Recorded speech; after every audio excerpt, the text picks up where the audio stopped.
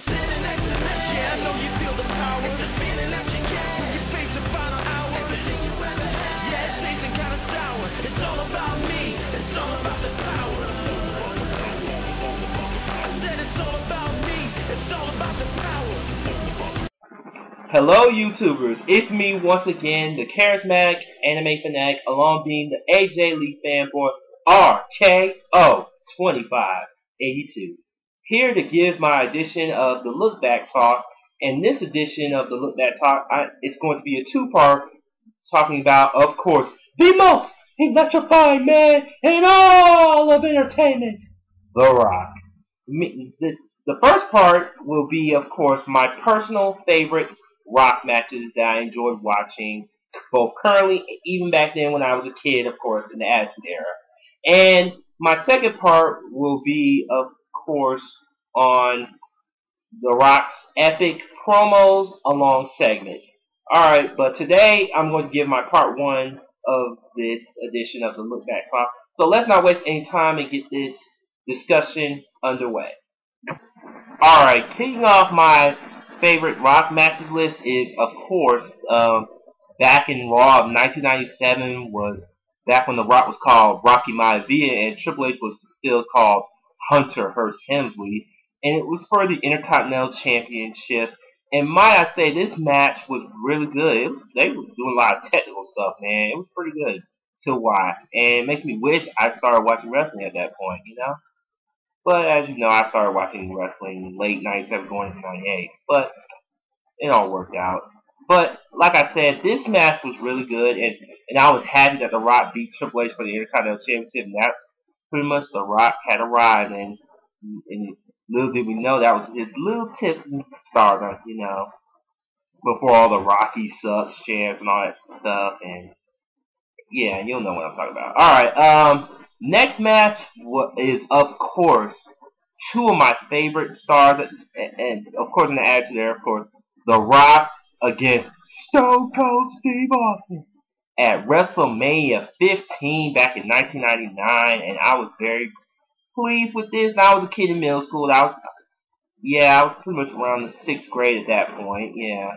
And I enjoyed the promo leading up to the match, and this match was awesome as hell.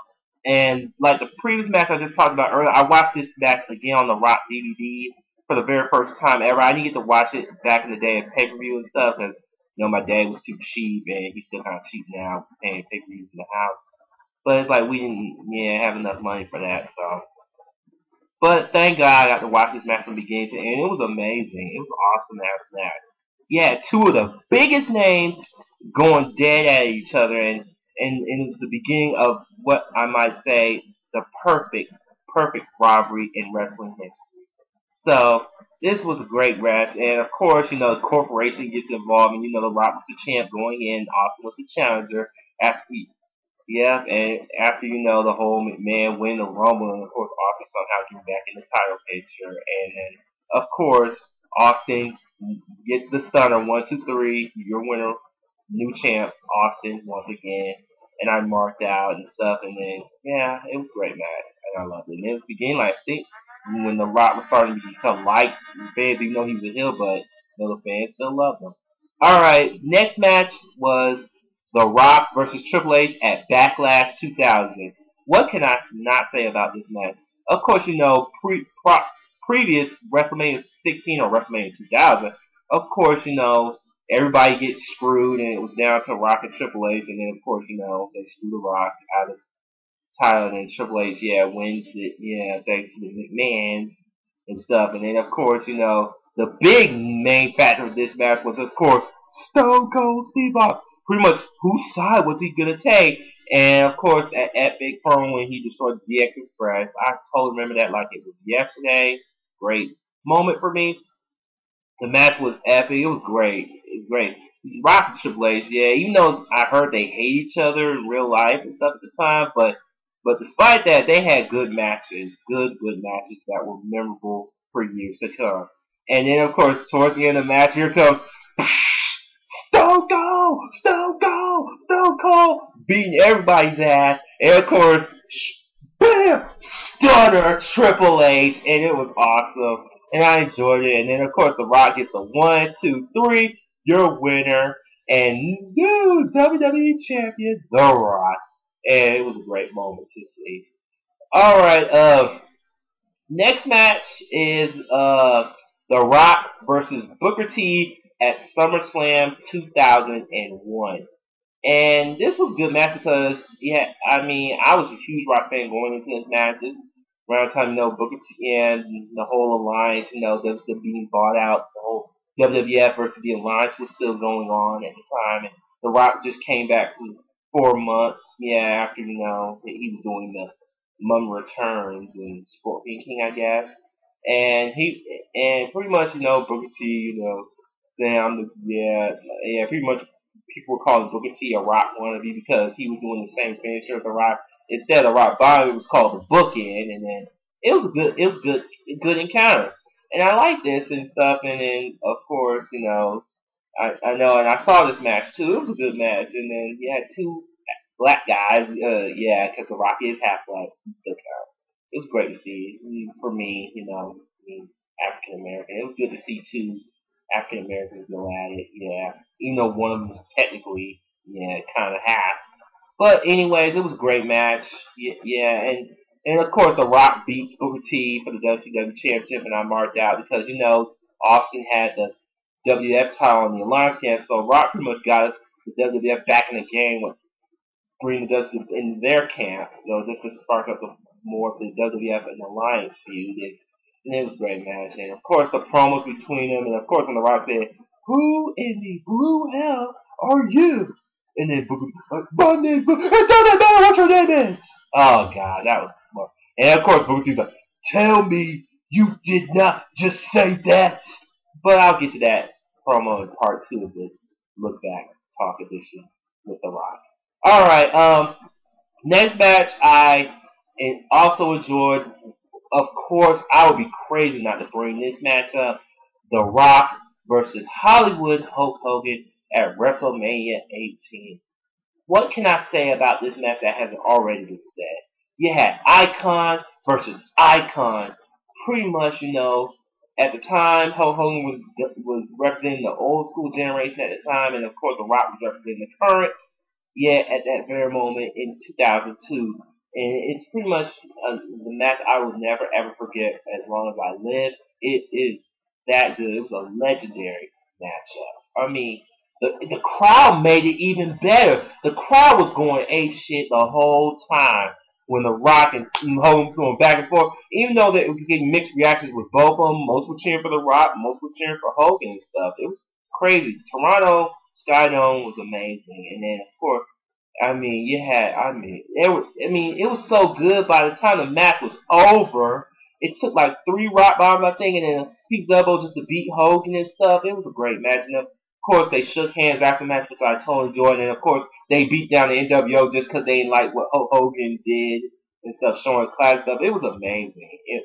They were so tired out by the main event, Jericho and Triple H for the Undisputed title. They were pretty much tired out by that point. And a lot of people thought this should have closed out the show, and I think so too. Even Chris Jericho said that himself. So yeah, once again, The Rock versus Hulk Hogan, legendary, man.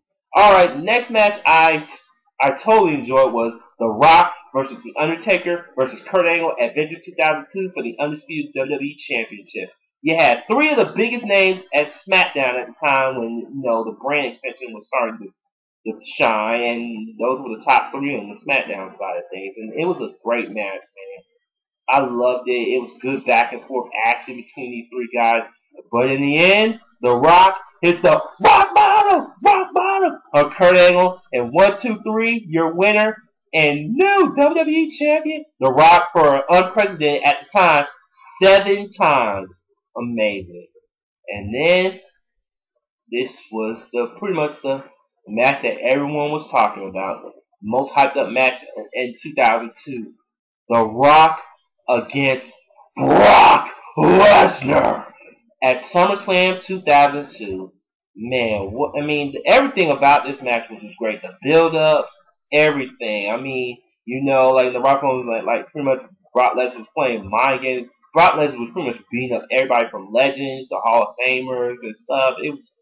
I mean, I've never seen anyone like that. And then, of course, he was going up against The Rock, and then both these guys were training their ass off for this match. I mean, it was epic. And then, of course, when it was SummerSlam time, and it was go-to time. And then, pretty much, The Rock was getting suplex in, and Brock Lesnar was fighting back too. But in the end, I couldn't believe this. The Rock got F5 towards the end, and then you had Brock Lesnar 1, 2, 3, and I was shocked just like everybody else. I was like, what the hell? Brock Lesnar beat The Rock for the W Championship, and hence the Brock Lesnar era started to begin. And I was, wow. I'm like, The Rock got beat, and of course, he had these movies. And then, alright, the last of my personal favorite Rock matches was, of course, you're going to be surprised when I say this, The Rock versus Goldberg. I know. Of course, at the time, I was booing The Rock and pretty much starting to not like him anymore. And it was around that point, pretty much The Rock had done everything. He was like, now, it said, I beat Austin, beat Hogan, Triple H, The Undertaker, Kurt Angle, everyone. Now, there was nothing left for The Rock. And then he was saying, it's over, but who comes? Yep, Goldberg. And of course, when he came out saying, so Rock, you want to know who's next, eh? You're next! And then he speared his ass. I marked out for this. Of course, my boy Goldberg coming to WWE and stuff. So I pretty much had to bet Goldberg the whole freaking time going into this thing. And I like how The Rock compared the two of them, and then he's like, down there at WCW, you were a big fish in a little bitty pond. But The Rock, he's a whale and a teardrop. It was funny as hell. And then, yeah, and of course, the promo going into the match, and he's like, The Rock is next. You're next. You whisker, biscuit, bald-headed bitch. I was like, ooh, and boy, The Rock was going to ever regret saying that after that. I mean, pretty much they were going at it and stuff, and I know a lot of people didn't like this match too much, but for me, it was a good match for what it was worth. And of course, Goldberg got the win because it was his first big main event match, and he got shot to the main event quick. And the Rock and Goldberg was doing The Rock's moves too. It was amazing. He got from the people's elbow. Oh my god! And pretty much Goldberg and The Rock got mixed reactions. So most people were booing Goldberg, but I didn't care. Even Goldberg didn't care. He said so himself. He's like, whether they liked him or didn't like him, they paid good money to see a good match, and I liked it. And of course, like I said, Goldberg beat The Rock, and I was amazed. And then of course, I saw the extras on Backlash 2003, which I own, by the way, on DVD. Yeah, when The Rock talked about, like, man, I ain't never been whooped in my ass in my life. It was funny. Yeah, and it was good. Alright, those were my favorite Rock matches that I enjoyed time and time again. Be sure to look out for part 2 of my Lookback Talk series with the Rock edition. And part 2, like I said, will be on my personal favorite Rock promos and segments. And until then, just bring it. If you smell what The Rock is cooking. See ya.